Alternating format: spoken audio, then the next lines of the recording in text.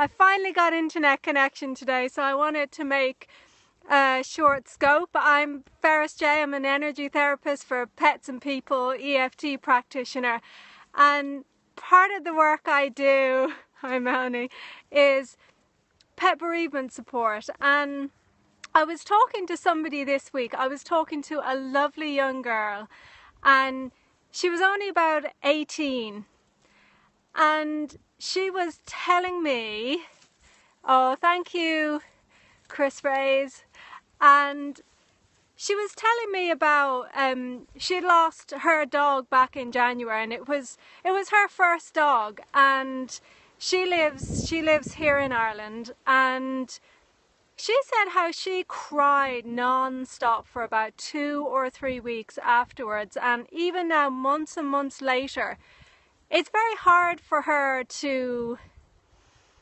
forget, to sort of just switch back in to normal life again. And it just got me thinking about pets, and when people lose them, that sort of society can be a little bit sort of rough on them.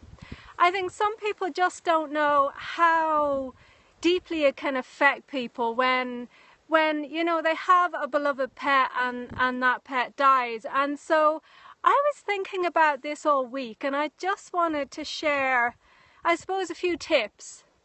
And the first few tips are really what not to do when somebody you know has had their pet die. Oh, thank you for the hearts. Because some people can be a bit insensitive, and it's really hard for people going through grief. So my top tips for what not to do for your friends, for your family, is don't say it's just a dog or it's just a cat.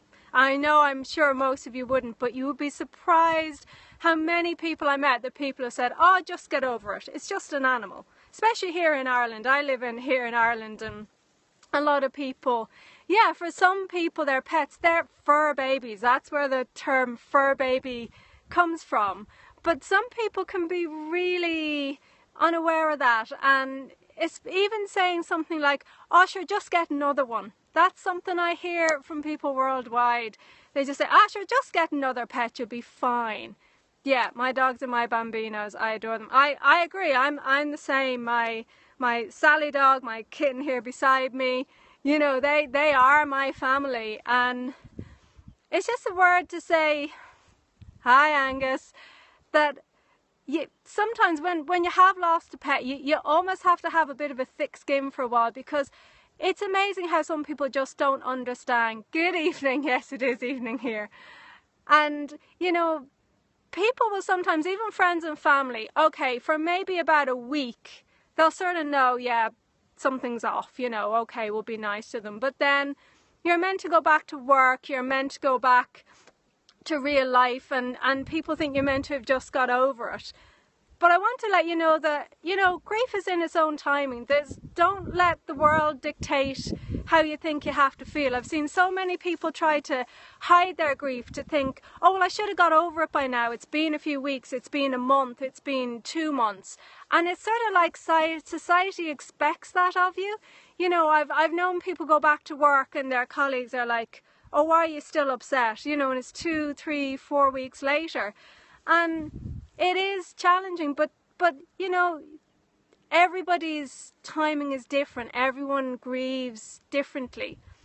So I just wanted to let people know that if you have a friend, or if for you that it takes you a long time, that don't beat yourself up for still feeling bad. That's one of the worst things I see my clients doing, is telling themselves, well, I should be over it, and trying to sort of kick themselves back into normality. It's not going to work. You can't sort of beat yourself up into forgetting, you know, but there are a lot of ways that you can make it easier for yourself or for somebody else. And you know, one of them is just to be there and listen, really.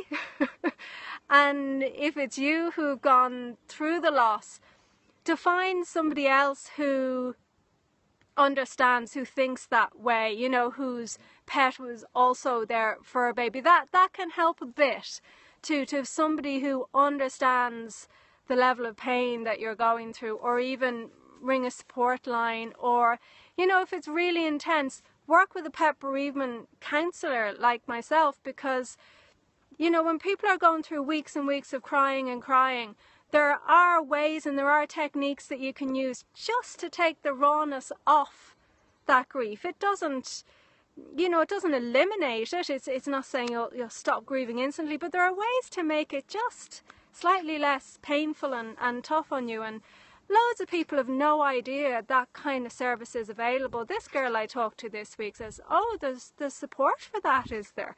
You know, it's like people think they just have to suffer along in silence. And my message for today is you don't have to do that. There are, you know, there's little phone groups that you can join, or as I said, if it's deeper. And often as well, what I wanted to say is when we lose a pet, it brings up a lot of issues that, even about things that had happened. Yeah, you see, there's somebody else who didn't even know, thank you, Thrifty Mrs. UK, that kind of service is available. But when I work with people, some people have suffered for years. Some people come to me years later, you know, and the pain is still raw, but there's so much that you can do just to help ease it, and just to help the love that you've had for that pet become stronger than the sadness of them going. That's what I'm all about in my work.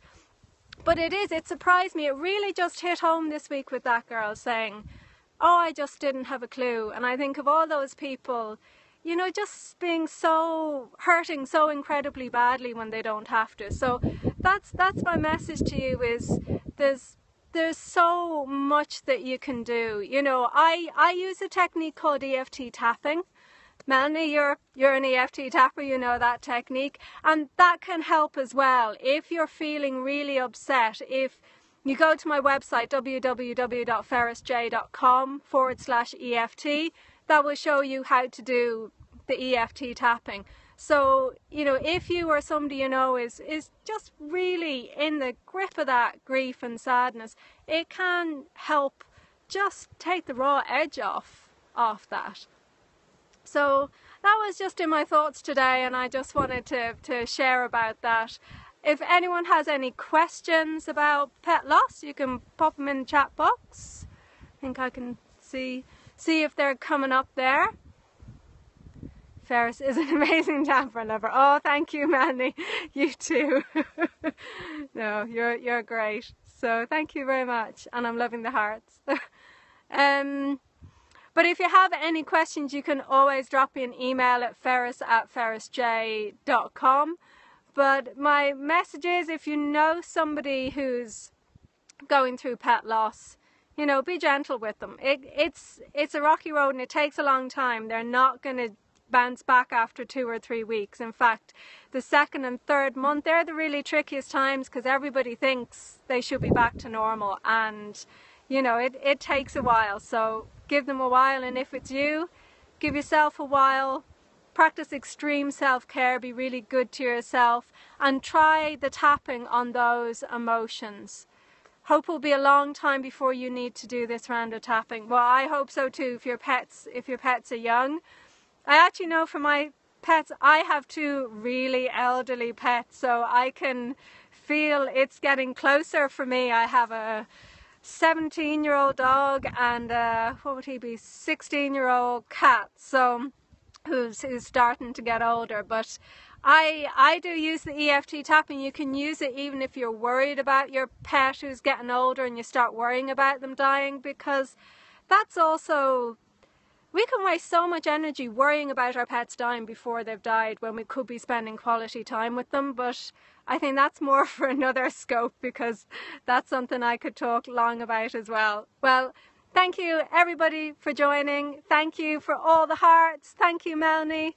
Have a great weekend. I might actually take the weekend off the internet, so I might see us all back on Monday. Yeah, can't even think about losing your dogs. 2.5 years and 10 weeks.